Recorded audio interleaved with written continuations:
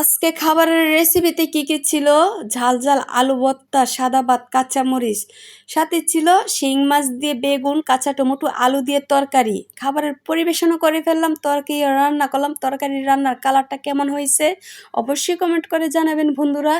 Hello everyone, আসসালামু আলাইকুম। সবাই কেমন আছেন? ভালো আছেন? আশা করি সবাই ভালো আছেন। আলহামদুলিল্লাহ আমিও ভালো আছি। আজকের ভিডিওটা দেখবেন অনেক ধৈর্য ধরে, কারণ আমার ভিডিওটা একটু রং হতে চলেছে। আর আমার ছোট্ট পরিবারের সবাইকে অনুরোধ রইল ভালোবেসে যুক্ত হয়ে যাবেন। আমার পরিবারটা কিন্তু নতুন, আপনারা যদি ভালোবাসা না দেন অবশ্যই আমার পরিবারটা একদম ছোটই থাকবে, বড় হবে না কখনো। তাই আপনাদের মন জয় করার জন্য সুন্দর সুন্দর ভিডিও দিবার চেষ্টা করব, অবশ্যই ভালোবেসে পাশে থাকবেন। এখন কিন্তু আমি কাঁচা কাঁচা সবজিগুলো সবগুলো কেটে নিয়েছি, কেটে ধুয়ে পরিষ্কার করে নিলাম। সাথে শিং মাছগুলা ভালোভাবে ধুয়ে পরিষ্কার করে নিছি স্প্রিং নেট দিয়ে। দেখতে পারতেছেন শিং মাছের গায়ে কিন্তু অনেক ময়লা লেগে থাকে। এই শিং মাছ কিন্তু আমি স্প্রিং নেট দিয়ে পরিষ্কার করে নিলাম। এখন হলুদ লবণ দিয়ে মেখে মিটমাট করে গরম তেলে ভেজে নিলাম।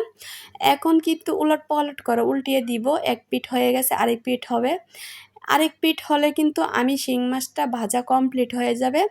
এখন কিন্তু শিং মাছ ভাজা শেষ, নামিয়ে ফেলবো। এখন বেগুনটা দিয়ে দিব গরম তেলে। বেগুনটা দেওয়ার পর পরিমাণ মতো লবণ হলুদ দিয়ে দিব, সাথে দিয়ে দিব কাঁচা টমেটোটা। সব কিছু দিয়ে আমি ভাজাভাজি করে নিব। আর বেগুন ভাজা সব কিছু শেষে তরকারিটা বসিয়ে দিব। আর এইভাবে ভাজাভাজি করে যে তরকারি রান্না করেন অবশ্যই ভালো লাগে তরকারি। এখন তেল দিয়ে দিলাম পেঁয়াজ কুচি দিয়ে ভালোভাবে ভাজা হইলে পরিমাণ মতো পানি দিয়ে কষিয়ে নেবেন। এর আগে দিয়ে দিবেন পরিমাণ মতো লবণ, হলুদ গুঁড়ো, মরিচ গুঁড়ো, জিরের গুঁড়ো, ধনিয়ার গুঁড়ো দিয়ে কষিয়ে নেবেন। কষানোর শেষে ভাজা বেগুন আলুটা দিয়ে দিলাম। এখন আবার পরিমাণ মতো কয়েকটা কাঁচামরিচ দিয়ে দিলাম ভাজা মাছ দিয়ে, আবার উলট পালট করে নাড়িয়ে চাড়িয়ে উল্টে পাল্টিয়ে দিয়ে দিব পরিমাণ মতো পানি। আর যারা বেশি ঝোল খান তরকারির মধ্যে বেশি দিতে পারেন, আর যারা কম ঝোল খান তাদেরকে বলতাছি পরিমাণ মতো করে পানিটা দিবেন, তাই তরকারির স্বাদ অনেক হবে।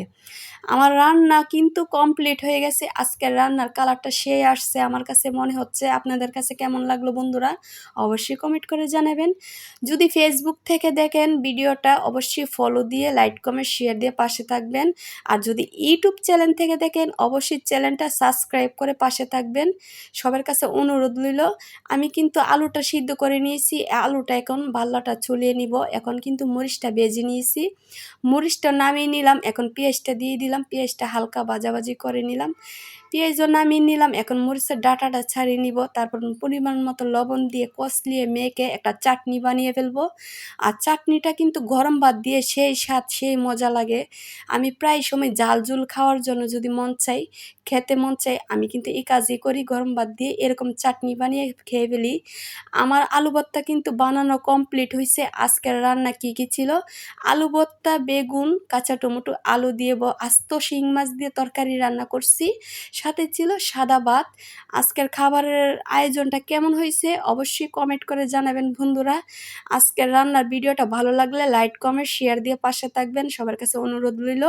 আমি কিন্তু খাবারের পরিবেশন করে ফেলছি। কেমন লাগলো আজকের ভিডিওটা? এ পর্যন্তই। সবাই ভালো থাকবেন, সুস্থ থাকবেন। সবাইকে আল্লাহ হাফেজ।